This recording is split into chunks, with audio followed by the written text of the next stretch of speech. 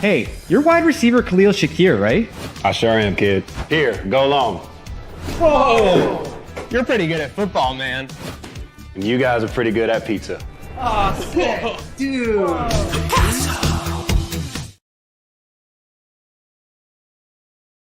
What is up, everybody? Welcome to this Trainwreck Sports, where we are here to pay the bills. Jake Micah, joined by the one and only Mike Bunt tonight for a special Festivus edition here of the Pay the Bills podcast, presented by, and as always, Picasso Pizza. Get your Picasso's Pizza nationwide. Get it in time for the holidays or New Year's, whatever you need. We know you need some pizzas for those New Year's Eve parties. You got time. Gold Belly ships it nationwide or locally in Western New York. Mike, we had a doozy yesterday. The Bills escaping Orchard Park with a 24-21 win over the Patriots, a game the Patriots led for a lot of this game. A lot of emotions, a lot of thoughts coming from just in general, honestly, not just even from this game, but as we're going to touch on everything, a lot of thoughts from around the league of impacting the Bills yesterday. It was a pretty newsworthy day for Bills land, and we're going to look ahead to the next 2 weeks of the landscape and see where this team potentially could lie or end up in the playoffs. But how you feeling tonight, Mike? I'm feeling great. Always good after a Bills win. I don't care how close it was. All that matters at the end of the day is getting that dub, which the Buffalo Bills did. And now it's wait and see mode to see what happens on Christmas Day and to check out if there really is any significance to the Bills' final 2 games of the season, because it's possible come this point next week that we are talking about resting starters for the final game of the season. It's possible that in just 3 days we might be talking about resting starters for the Jets game. So feeling good. Didn't love the performance yesterday, but at the end of the day, NFL is a week-to-week league. Anything can happen against any given opponent, and you come away with the win. That's all that really matters. All right, so let's talk about yesterday a little bit. Let's get it out of the way before we get into the big picture things. So, simple question: was it a sleepwalking effort? Did the Bills go into that game, walk in, think they were just going to walk out with a win? Was it a situation where they overlooked their opponent and that gave them issues, or is that not giving enough credit to the New England Patriots yesterday? It 100% was sleepwalking. There's no doubt about it. I don't want to be disrespectful to the Patriots, but they went down 14-0. Then the Bills scored 24 consecutive points before going on to win by 3 points. The Bills' offense wasn't even that good yesterday, and it still felt like the game was in hand for most of the fourth quarter. Yep. Once it got to be 14-7, I honestly felt the Bills were going to win the game because I didn't trust that New England was really going to be able to get their offense going. But here's the bottom line. The Bills have gotten off to a lot of slow starts this year. We get it. During the scripted period of games, sometimes the Bills struggle against opponents. But it's one of those things. You just came off a big game in what people called a Super Bowl preview the week before against the Lions. You've had all these moments in the past month, beating Kansas City, San Francisco. I know the 49ers aren't as good as we thought, but still a marquee opponent. And then you beat the Lions, and you come back home to play a team like the New England Patriots, who've been really struggling and have a poor record. They don't have Tom Brady anymore. And I don't want to say the Bills took it for granted, but sometimes when you are the far superior team, it takes that little punch to the gut to really wake up and finally realize, okay, we're not going to be able to just cruise on with your easy button here.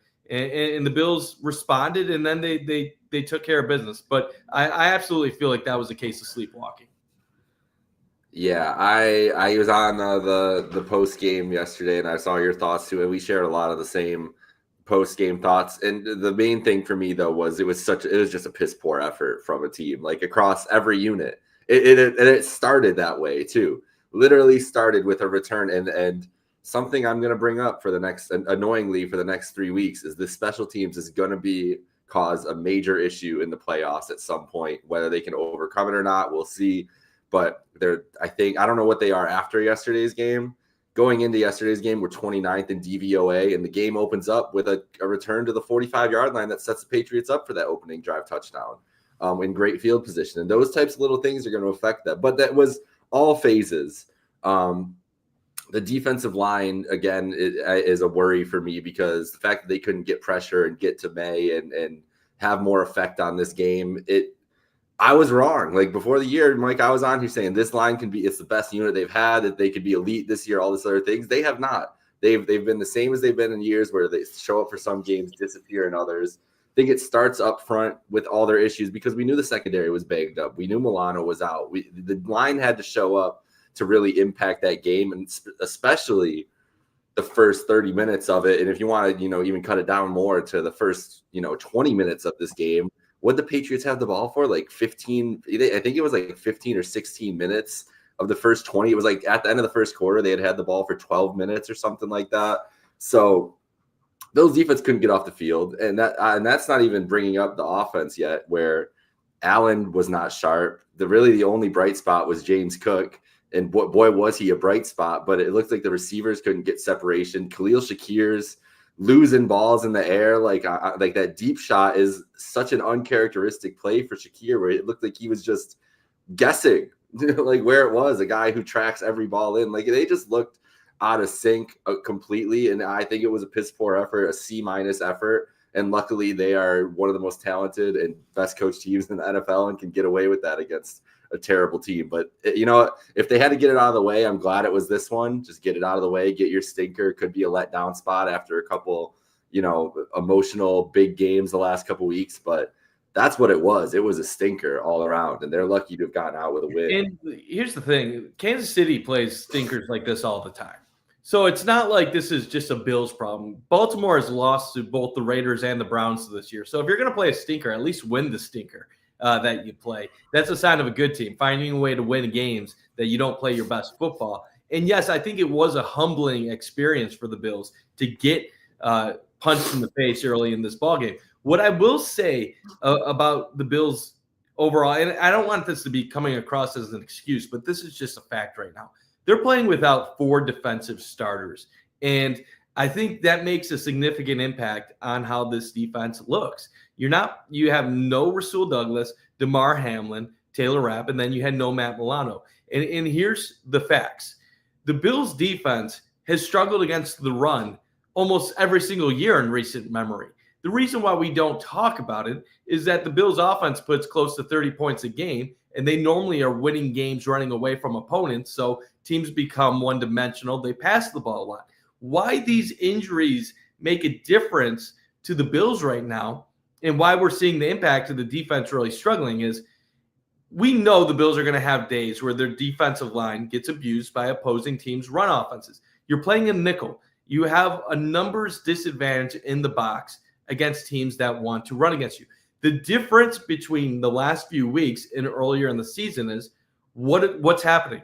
Teams are converting 3rd and long consistently against the Bills. Why are they converting 3rd and long? Well, because the Bills don't have the players on the secondary right now, and even their linebacker core, to really defend quality passing attacks. So there are situations where the Bills are doing what they need on 1st and 2nd down, but they're just getting abused 3rd down. And when you struggle against the run, that also creates 3rd and short opportunities. And then they don't really have the ability to stop teams at the current moment. But I also believe that's going to get better once you get Rasul Douglas, DeMar Hamlin, and Taylor Rapp back in the game. Taylor Rapp is better towards the line of scrimmage at things like that. Rasul Douglas plays a pivotal role on the Bills defense, making havoc plays. So while I think there is reason to be concerned, because this is not an elite Bills defense like we've seen in recent years, I do think some of the things that have been happening the last couple of weeks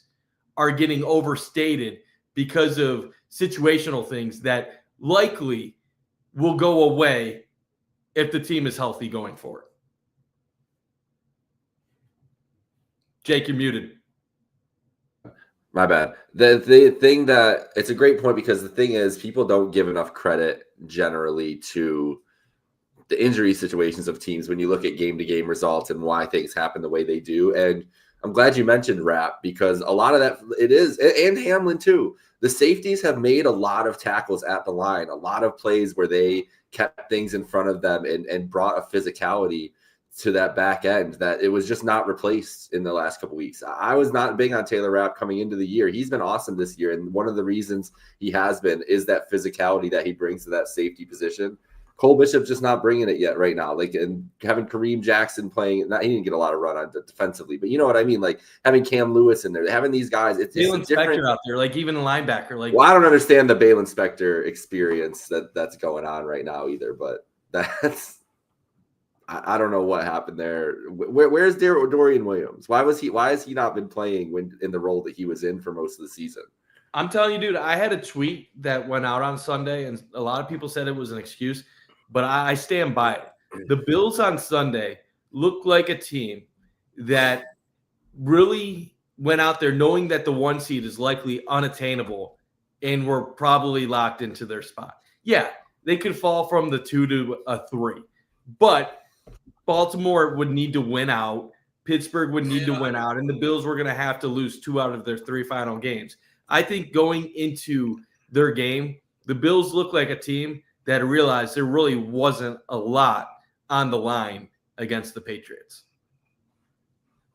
Yeah, I completely agree. But we're through 24-21. Got to win. We got to talk about everything else around the Bills right now because there's a lot of different things going on here, whether it be playoff positioning, everything else. But yeah, I don't think there's any – long story short, I don't think there's any real like – long-term worries out of this game besides getting healthy defensively, as you're mentioning. That's a lot of injuries. And Kaiir Elam, you saw a lot yesterday in ways that you didn't want to see him. Like there's a reason he's back. There's a reason he's playing. Yeah, I like this comment. Buffalo wanted to simply not get injured, and I think there's a lot of truth to that. We saw Rasul Douglas and guys out there practicing this past week that didn't play in the game on Sunday. I think more than anything, the Bills are looking at it right now, and if you have any nicks and bruises, you're not playing if they can help it. Right now, it's more about being healthy than anything else. And I do want to say I saw a comment also that said Cam Lewis got his first interception. As bad as things were, kudos to the Bills defense for creating 3 takeaways in the second half. Cam Lewis with a huge interception. I know the fumble recovery touchdown by Taron Johnson was just a crap play by New England, but you take it any way you can. And then the other fumble recovery was a solid punch and able to force the fumble, recover it. So the Bills defense, as bad as they started the game, they held New England to 7 points in the last 2.5 quarters and forced 3 takeaways. They still helped get the job done at the end. Yeah, exactly. They did their job, and that's been a hallmark of this team is the turnover. So sometimes when you live and die by those turnovers, you're going to have weeks where you don't create them and everything looks miserable, and then there's a week where you create a couple and everything works out. So that's just the nature of being a team that relies on that. And as we've talked about a lot of this year, this isn't a great defense; it's a good defense. So they have to rely on those turnovers sometimes in these games to stay in it, and they did it to their credit.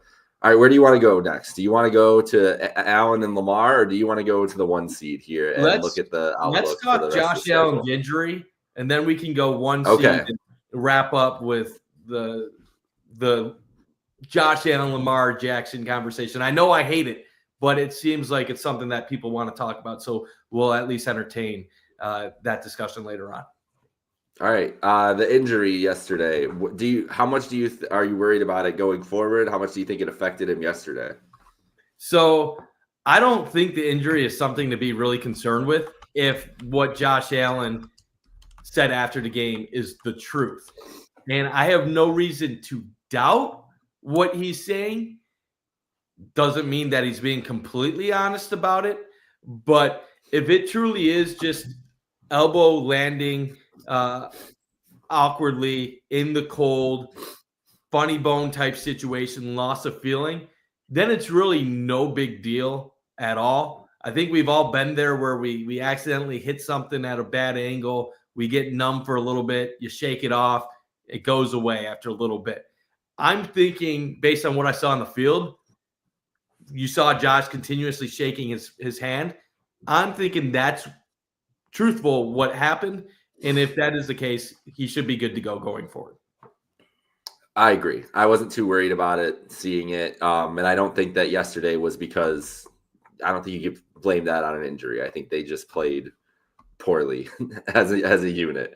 And it's something that this is a guy who I know it's on his right arm this time, but this is a guy who we just found out Sunday too, officially from Ian Rappaport, that Josh Allen had been playing with a broken hand since week 1 on his left hand. That's why the glove was there, everything else. So yeah, if he has an injury, we know he's going to try to tough it out anyways. I'm not too worried about this being a major issue. And if it acts up this week, then he's definitely not playing. And we don't even have to talk about this 1 seed or anything else. Like, they're going to sit him until those playoff games anyways. So either way, I'm not too worried about it regardless. It can't be that serious. And if it is serious enough that he has to miss time, perfect 2 weeks to do it.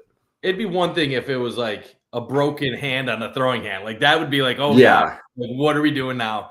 But this is not that type of situation. He's played through serious injuries before that they've really kind of underreported and undertold us in the past, only to find out after the fact what he was dealing with.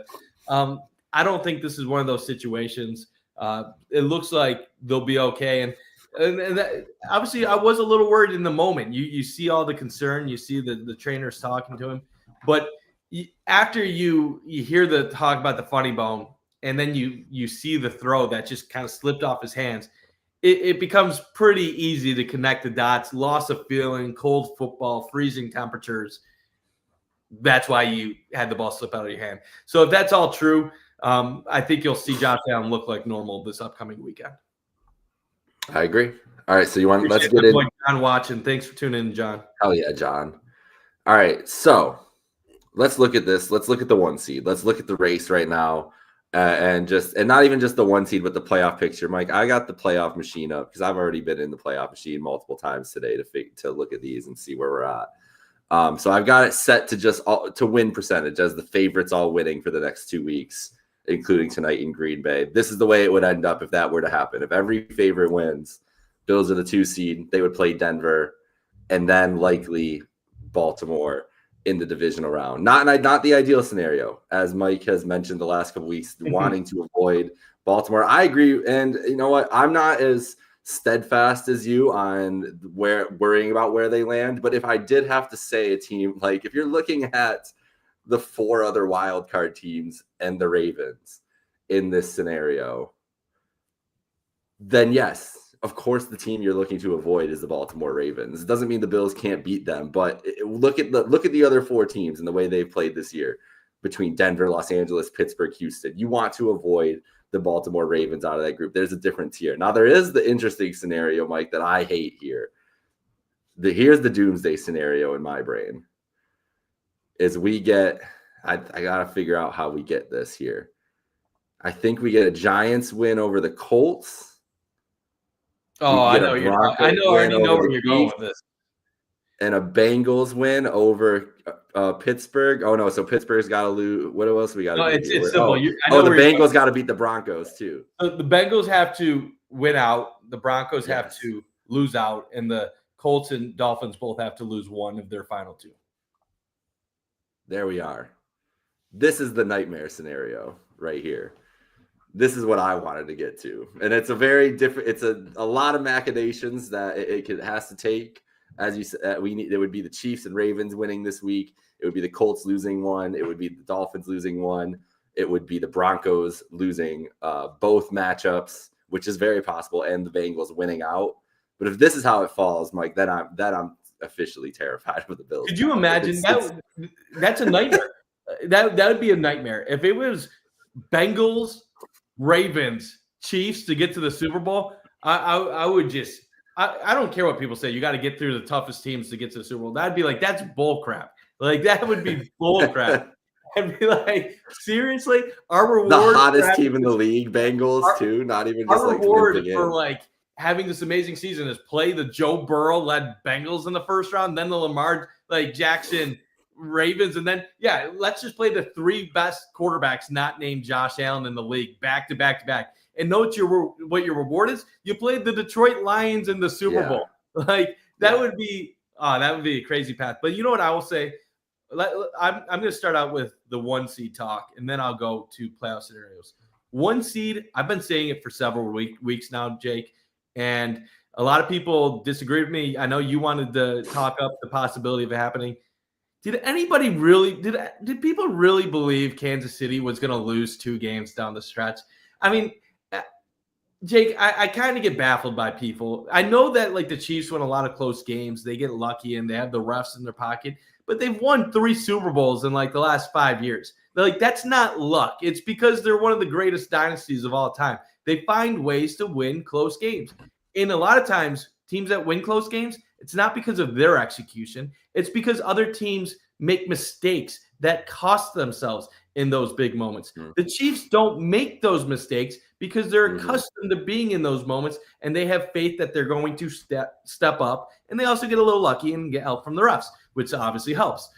So when people are like, oh, well, the Chiefs are lucky to get past the Raiders, like, have we noticed a trend here? The Chiefs play a close game against a team like the Raiders. The Chiefs play a close game against a team like the Panthers. But then they play a team that they need to handle, and then they take care of business. They beat a Texans team and rather decently. Looked pretty academic on Saturday. And they were leading throughout. So that's the thing. I think the Chiefs step up when it matters more to them. They can't do it against the Bills because the Bills are one team that can really go toe-to-toe with them in several ways. But I never really thought the Chiefs were going to crumble down the stretch, and I always thought that the 2 seed was the most likely scenario. Now let's talk about who the Bills are likely going to play. Right now, 87% chance. Well, now it went down to 77. It's a 77% chance it'll be the Denver Broncos. Because at the 5 seed, you're talking about either Pittsburgh or Baltimore, depending on who wins the AFC North. The 6th seed, you're looking like the Chargers. And then the 7th seed, Denver gets in with 1 win in their final 2 games. Now, that sounds simple. That's why the projections give them such a high odds. The problem is Denver plays Cincinnati this week. In Cincy, they're 3-point underdogs. That's not likely. Then the next week, they play Kansas City. Well, if Kansas City wins this week, they clinch the 1 seed. They'll probably be playing their backups. Denver will probably beat a Chiefs team with backups in, and they'll get in. But what if the Chiefs lose this week, and then next week matters to the Chiefs? Well, then the Chiefs probably get in. The Chiefs probably beat the Broncos, which then opens the door for the Indianapolis Colts, who can make the playoffs if Denver loses their last 2 games and Indy wins their last 2. Now that's when you say, well, Mike, the Colts aren't a really good football team. How can you trust them to finish the season on a 3-game winning streak? Well, they're playing the New York Giants this week, who want the number 1 overall pick. So there is no chance in hell the Giants are going to try to defeat the Colts. So that sets up a scenario where we might have the Colts in with a win and a Denver loss week 18. And who does Indy play that week? The Jacksonville Jaguars, another team with nothing to play for. So we're talking about a scenario where the Colts literally benched their second-year quarterback for Joe Flacco to think they needed a better chance at the playoffs. And then miraculously, they might be in the playoffs. And if the Colts somehow lose a game, Miami still has a chance if they win out. Cincinnati, I don't even know how they still have chances, but they still have chances if they win out. But I would say my money right now is on the Broncos because I think that the Chiefs are going to be benching Mahomes and their starters the last week of the regular season. But if the Chiefs lose on Christmas, there is a good chance that, not a good chance, but a possible chance you might see the Colts come into Buffalo for week 1. And as far as Pats, I'm going to then change this topic, go into another debate about another playoff scenario. I put a question out on Twitter last week. What would you rather have? The 1 seed and basically get a bye and host Baltimore in the AFC divisional round, or be the 2 seed and have a path that includes Denver and Pittsburgh? Now, they're both hypotheticals.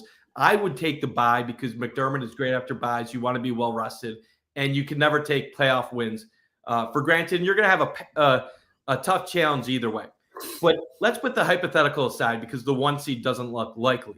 If you were locked into the 2 seed right now, who would you rather face in the divisional round if you were to win in the wild card round? Would you rather play Pittsburgh or would you rather play Baltimore? And to me, this is the simplest answer in the world, but I want to get your opinion first. Oh, you're gonna ask me? Yeah, I'm rather playing the Steelers every day of the week. Especially the way that they've looked the last couple weeks. And I know George Pickens has been hurt the last couple weeks and everything else, but listen, if you're talking about the variables in this game, is you're dealing with Russell Wilson and Najee Harris and George Pickens versus dealing with Lamar Jackson, Derrick Henry, and Zay Flowers offensively, I'm taking that team every time. I'll take the Steelers in that matchup every single time. Now, I'm taking the Steelers all the time too, and to me, it's not even close. I don't have DVOA pulled up right now, but I'm gonna pull it up on my other screen so I can reference Go for it. Baltimore, I know their record is not strong, that they've lost to the Browns, they've lost to the Raiders, but Baltimore does very good in the advanced metrics. They are the number 1 team in DVOA. Hear that? Yep. 10-5, but the top team in the NFL in DVOA. Kansas City is 7. Buffalo is 4. Detroit is 2. The fact of it is, when you're in the playoffs, what I am most concerned about is playing teams with the highest possible ceilings, the teams that can match up with them. I want to save those teams for as late in the playoffs as possible. The thing about the Steelers, and you look at them right now in DVOA, they're number 10, and Denver is, let's see where Denver is ranked in DVOA. I'm struggling to find them right now. It looks like they're number 9. The thing I look at when I'm talking about the Bills, how many offenses can match up to them and keep up with the Bills score for score? There's not many in the league. I would say at the best, you're talking about teams like Detroit. We saw the Rams did, but you're seeing teams like Kansas City when they're at their best, and a team like Baltimore. I don't think Pittsburgh or Denver can go toe-to-toe with the Bills offense when they're clicking. So how does a team like Pittsburgh or Denver beat the Bills? They need their defense to ball out. They need to shut down Josh Allen or hold him in check. That's really hard to do when the Bills are clicking on both sides, running the ball and passing the ball. So what does that mean? Well, it means that Pittsburgh and Denver have to play almost perfect football to defeat the Buffalo Bills, especially on the road. What does Baltimore not need to do to beat the Bills? Play perfect football. And it's not just because of Lamar Jackson. It's because they have the perfect running back to attack the Bills in Derrick Henry. The Ravens have a mix of speed and power. And everybody I hear from Bills fans often allude to, well, the Bills have handled Lamar in the past. They've beaten Lamar in the past. Yes, they have. And if you look at the metrics those years, those Ravens teams weren't as good as they are now. Not even close. Lamar Jackson has gone through a career trajectory where his first year as a starter was unbelievable. His second year, good. Then he kind of fell off a little bit. He had a couple of average seasons with the Ravens. And then in recent years, he's become elite again. And what I look at it is you want Baltimore and Kansas City on the opposite side of the bracket. If you can get Baltimore to be that 5 seed, if we can luck out and have that happen, you're talking about a scenario where you could go Denver, Pittsburgh, 2 teams that can't go toe-to-toe with you offensively. And what does that also set up? It sets up Baltimore at Kansas City likely in the divisional round. What does that mean? One of them will get eliminated. If it's Baltimore that gets eliminated, you go to Kansas City on the road for the AFC Championship, assuming you win both games, and you play a team that you've beaten in the regular season 4 consecutive years, that you know, even in the playoffs, where you've lost 2 in a row, they both went, one went to overtime, and the other one was a missed field goal in the final minute. You know, even though the Chiefs are a championship team, you can beat them, that you shouldn't be psyched out by them. And then if Baltimore ends up getting the upset, they have to come to Buffalo for an AFC championship. I'm okay with playing Baltimore in an AFC championship, everything on the line. I don't want to play them in the second round.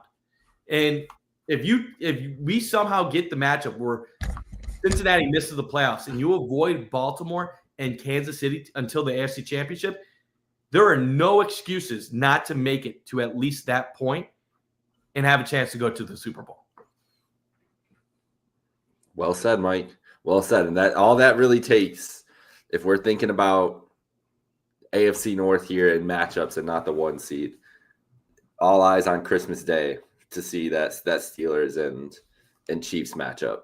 And honestly, if we're talking about preferred 7 seeds, I think the Bills should be able to handle either of those teams. But please give me Anthony Richardson in Buffalo and not Bo Nix and Sean Payton.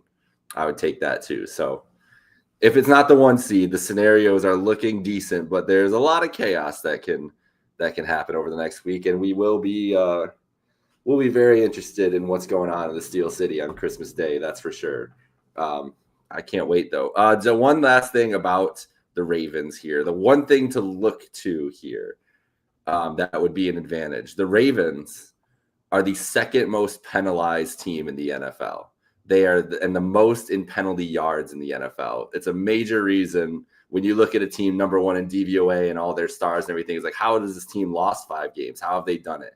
Well, penalties have affected them more than any team in the NFL. 1,000 yards and then 1 penalty short. The team they're 1 penalty short of is the Titans. The other teams that they're in, that we're talking about here, the Jets, the Seahawks, the Panthers, the Cowboys, not great teams. The Texans are one of those teams up there too. Can help explain some of their losses as being undisciplined and everything. So a team that's hurt themselves a lot. DVOA they take penalties into account, but not the full grasp of penalties. So I don't know what difference would be that wise. Not trying to take down anything. And the Bills are in the top 10 in penalties. I think they're tied with a bunch of teams pretty high. And if we're being real too about all of these from like who would be favored, who wouldn't. If Baltimore comes to Buffalo in the playoffs, I would expect the Bills to be a 2 to 3 point favorite. On paper, the Bills are probably a half point better in the betting markets. You give them home field. Normally, the bettors will say in the NFL right now that's worth 1.5 to 2 points. But it's close enough matchup to where if the game was in Baltimore, the Ravens are probably favored in the game against the Bills, which isn't likely to happen.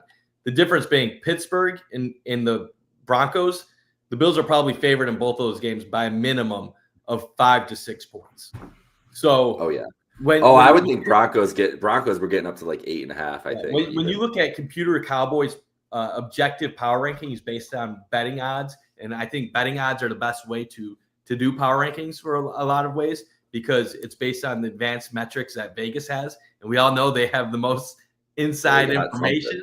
That's why their lines are so great, because they have information that's not even publicly known to most people, but they have the 3 tiers, and the Bills are amongst the Super Bowl contenders, Super Bowl or bust. Then they have the playoff contenders. Despite their record, they have Pittsburgh in the 3rd tier of teams, along with Denver. So, Pittsburgh might have the record, but on paper, they're looked at as a team you should beat, like what they did last year in the playoffs against Pittsburgh. Maybe not kill them like that. Mason Rudolph was playing, but let's not act like Russell Wilson is some prime version of himself. He's an average quarterback in the NFL at this point. Yeah, totally agree. All right, as we wrap up here, let's talk about the MVP race, where we're at in it, because yesterday was not a good day for our boy Josh. Josh,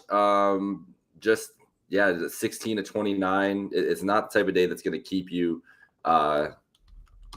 in the lead. Usually, he had such a big lead though going into it. It was still looking good, but Lamar's had, as we talked about coming into the week, Lamar got some narrative momentum. Josh has dropped from. He was minus 600, 700 on the books. He's now like minus 500. Lamar down to plus 350. So there is an opportunity. There is a path in the next couple of weeks where if Lamar is outstanding, it could be a thing where he has some more momentum coming into the last couple of weeks for the voters and everything else. I still would like to say, Lamar Jackson, Allen's play on Sunday allowed Lamar to catch up more than Lamar's play this week. Lamar was good this week. Derrick Henry was better.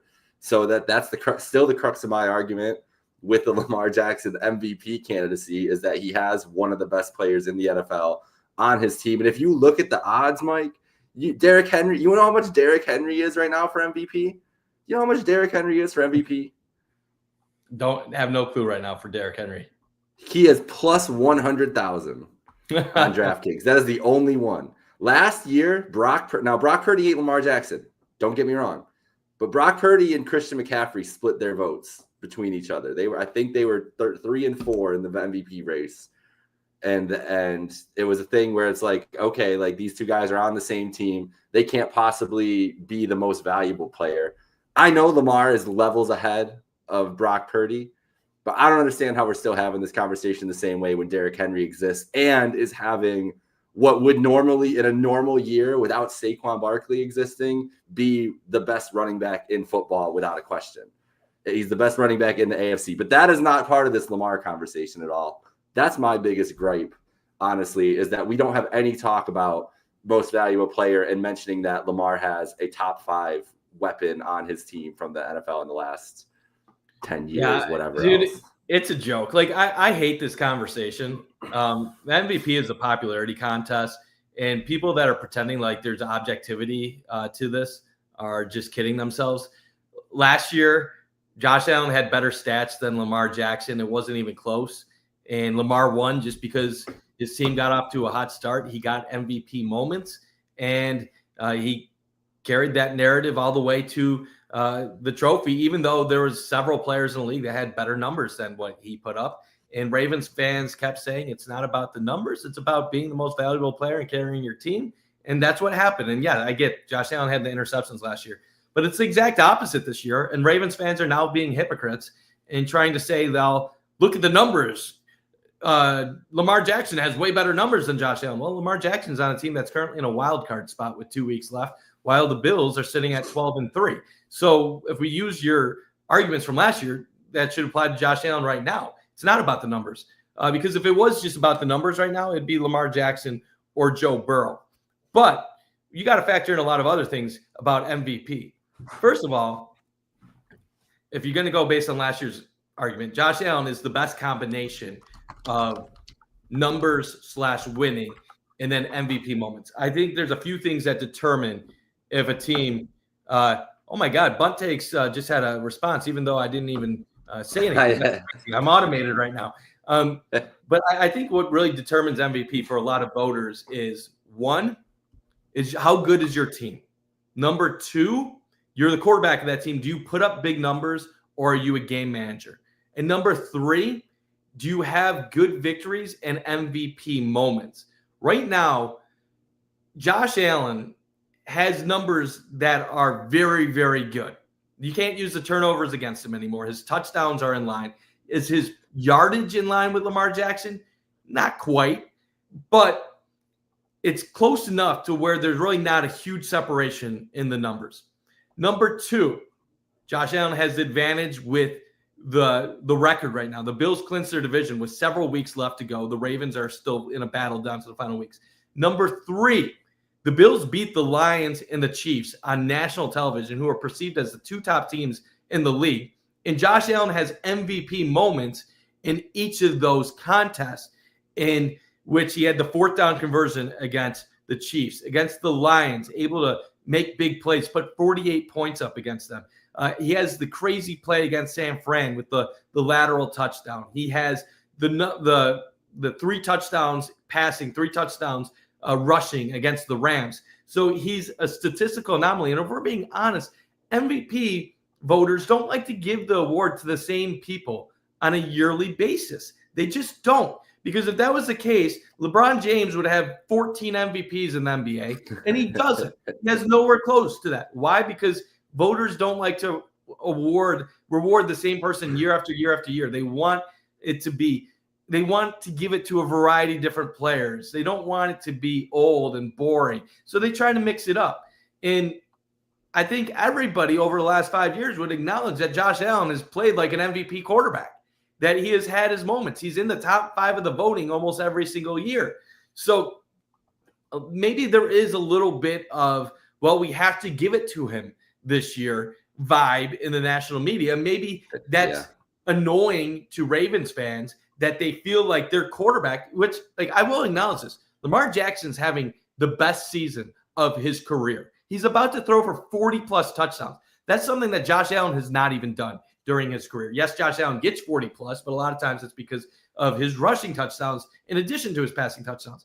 So if you're a Ravens fan, you're like, well, our quarterback is having the best year of his career. He just won MVP, and he's playing better than the 2 years that he's won MVP. And then this other quarterback's having lesser stats than him. How does he not win the MVP? Well, I hate to tell you, it's a popularity contest. And this year, your guy already won last year, so a lot of people don't want to vote for him again. And then you factor in that the narratives before the season. Everybody expected the Ravens to be one of the best teams in the league. So you are what we thought you would. Maybe you're even a little bit less than we thought you would. You have a great future Hall of Fame running back on your team, and you have receivers that get amongst the most separation in the league. While the Bills, a lot of people thought, might not even win the AFC East, they lost their superstar receiver, Stephon Diggs. They lost their number 2 receiver, Gabe Davis. They had this everyone eats offense, which you and me were big believers in, even though people were telling you and me that we were stupid for thinking that. Hell, I even did a story on it in training camp talking about how this is going to be the best thing ever for the Bills. And guess what? It is. But the fact of it is, Josh Allen has done more with less. And that matters. And you brought up the odds. Yes, it's now minus 450 to minus 550, depending on what books you're looking at. And that means, well, if Josh Allen's a bad game, Lamar Jackson has an elite game, could it be conceivably close at the end? Possibly, Jake. But let's be real. You know what minus 450 to minus 550 means. It means you're an overwhelming favorite. You're an overwhelming favorite. And Lamar is at like plus 450, plus 400. Maybe he's even sneaked into the plus 350s or whatever. He's still quite an underdog.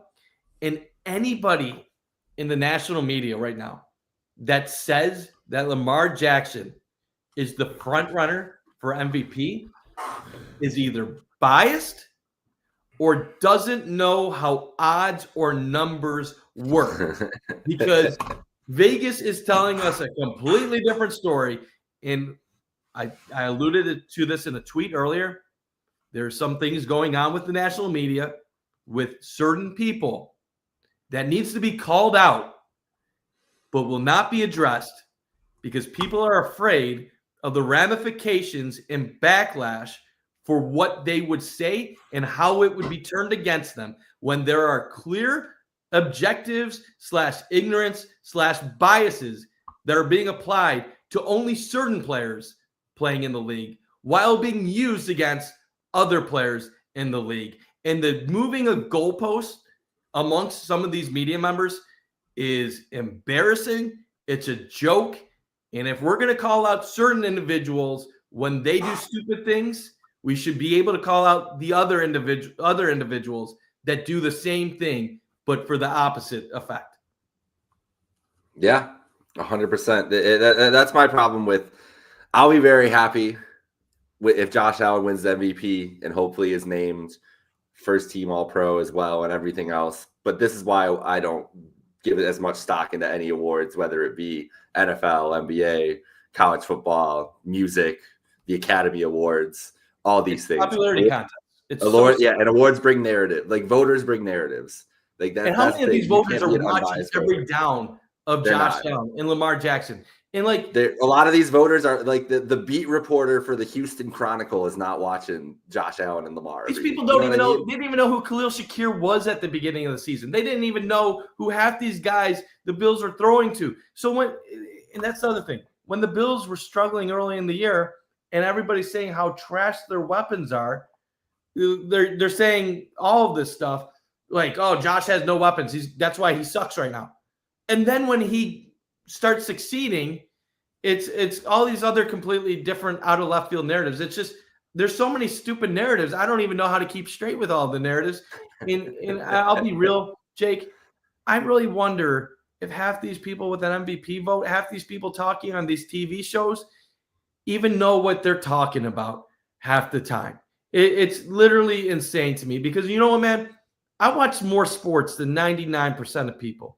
I cover local college basketball. I cover UB football. I talk about the Bills. I talk about the Sabres. I talk about a lot of stuff. But you know what I can't talk about? Half the other teams in the league with pinpoint accuracy. Because you know what? Yep. I'd be ignorant and I would be lying to people if I pretended to be an expert on all these other teams. And that's what we do on national TV every single day. We put these people on there that don't watch 90% of the teams, and they're asked to make points on it that they have interns giving them cue cards on. And then they go on TV and they say all this ignorant stuff. And it's a joke, man. It's a complete joke. The biases, the narratives, it's it's gotten out of control. And honestly, the national media, whether it's sports, politics, talking about other topics of importance, the economy, anything you really want to talk about that's important in life, the national media has gotten us dumbed down to a level to where the national media is more about narratives than it is informing the public and actually educating us on what's going on. And I think it's a horrible example of what has happened to society where we don't even care about the facts anymore. Nope, just your narratives, just your opinions, whatever's going to reinforce that you're correct or that you think you're correct. That's how it works, Mike. That's how we do discourse whoever now. Yells the loudest, and whoever's loudest about it. Yeah, that's who's going to win. But yeah, it is what it is. Ravens fans are going to be crying when Josh Allen wins that MVP, and I'm going to be here for it. I can't wait to see the timeline melt. I've been having fun with it though, because I love just poking at the Ravens. The algorithm gives me the random Ravens player avies and stuff now. Why do they care so much? Oh, I don't know. That's the thing is like I can tell like by their responses. Chiefs fans don't care if Mahomes wins the MVP or not. Like, you know what I think it is? And like Ravens shouldn't be like this because they have 2 Super Bowls. But what I think it really comes down to, it's the same reason why we're so sensitive about Josh Allen. They drafted him in the first round. It's insecurity for sure. The same year. People said he was a running back / wide receiver coming out of the draft, felt disrespected. He put up big numbers. Josh Allen puts up big numbers. He was disrespected. And Mahomes and Chiefs fans don't care because they win championships. So at the end of the day, they know the MVP is like, oh, cool, we won an MVP, but it doesn't mean anything. And I think until either of these teams wins something that actually matters, like a Super Bowl, you cling on to these minor accomplishments like MVP because you want to say, well, you know what? We lost in the AFC Championship, but Lamar's the best quarterback in the NFL, or Josh Allen's the best quarterback in the NFL.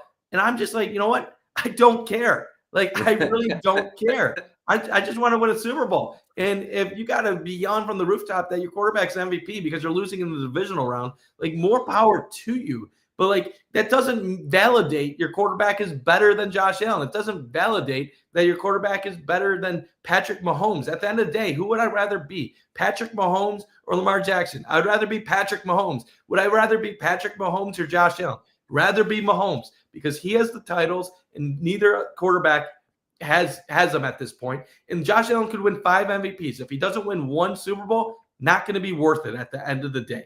And we're kidding ourselves if we think that at the end of their careers, if Lamar Jackson has 2 MVPs and Josh Allen has 0, or Lamar has 3 and Josh has 1, that winning 2 more MVPs over the course of a 10 to 15-year career means that you're a better quarterback. Because you got enough volume stats over a 10, 15-year period to say, okay, he had 3 unbelievable seasons, but this other quarterback was unbelievable for the entirety of his career. Like, so we need people to learn how to like have context and put things into a better place. And it's like when we were talking about back in the day, people were talking about NBA players making all-star teams. Who even cares about how many all-star teams you make? The whole voting is a joke. All-star doesn't matter at all. Like Pro Bowl in the NFL. When you have 6-string quarterbacks like Tyler Huntley making the Pro Bowl, I don't care about making the Pro Bowl. I don't care about winning MVP. I just want to see my quarterback each year putting together the best seasons possible, leading my team to deep playoff runs, and hopefully one year we get lucky and we win it all. And that is how you get remembered, by winning championships. Nothing else matters. It's like that. It's that one meme where there's the guy on the whatever the winners, thing that goes up the levels, and he's drinking and celebrating at second place and like flipping off the guy, and there's the guy up at first place with all the trophies. That's Bills and Ravens fans yapping at each other, doing whatever with the MVP, and then the Chiefs are just standing there. No, the Chiefs are just laughing. Yeah, yeah, doesn't matter at all. Holmes is like, that's cute. Exactly. It is a lot, though. It's a great point because it's with these 2 fan bases in particular. It's a lot of insecurity about where the guys were when they got brought in and the fact that they haven't gotten it done yet. So it's a lot of competing insecurities because the boogeyman of both our teams, Patrick Mahomes, has gotten all the real glory of everything through this. So it is what it is. Got to go, like you said, you got to go win the big one and really change the narratives up. I also think part of it, and maybe Ravens fans don't think about this, I think about this though, I think Bills fans, I think we're going to win out in the end because I don't see Lamar aging as gracefully as Josh Allen could great age in the NFL with the way Lamar plays. Like once that quick twitch speed goes for him, I know he's a great passer now. I don't think it's going to be as effective You're when the threat of his 100% legs start right, to go. and it all depends on when that speed goes away. When it does. Remember when it happened for Mike Vick? Like Vick had that 1 year with Philly where he was still good, and then all of a sudden that next year it was like just a step slow enough where he couldn't get away from things like he could, and he was a backup the rest of his career. And Ravens fans won't like to hear this, but the issue with Lamar is that his passing is so good as a result of what he can do on the ground. And it's different with Josh Allen. Josh Allen's running is helped him get through his developmental years and is a bonus, which helps him be explosive because he can literally rush for a first down any given time.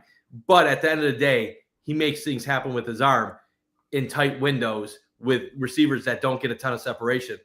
When teams no longer take Lamar Jackson as seriously as a running threat, things will get tougher in the pass game, which will mean he'll have to evolve as a passer over time. And it's possible, but it's not something I would want to bank on as he gets into his mid-30s, while I expect Josh Allen to be able to get to his mid-30s and still play at a high level.